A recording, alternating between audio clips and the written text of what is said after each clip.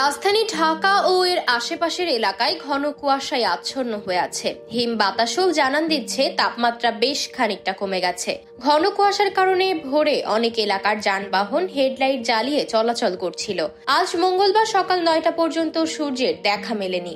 আবহাওয়া অধিদপ্তর সোমবার সন্ধ্যা 6টা থেকে পরবর্তী 24 ঘন্টার পূর্বাভাসে জানিয়েছে, অস্থায়ীভাবে আংশিক মেঘলা আকাশ সহ সারা দেশের আবহাওয়া শুষ্ক থাকতে পারে।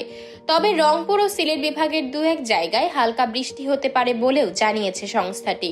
এতে আরো বলা হয়েছে, আকাশ অস্থায়ীভাবে আংশিক মেঘলা থাকতে পারে, সেই সঙ্গে আবহাওয়া প্রধানত শুষ্ক থাকতে পারে। পাশাপাশি উত্তর উত্তর পশ্চিম দিক থেকে ঘন্টায় 5 থেকে 10 কিলোমিটার বেগে বাতাস প্রবাহিত হতে পারে। এদিকে সকাল 6টায় ঢাকায় সর্বনিম্ন তাপমাত্রা রেকর্ড করা হয়েছে 19.8 ডিগ্রি সেলসিয়াস। এ সময় বাতাসে আর্দ্রতার পরিমাণ ছিল 94%।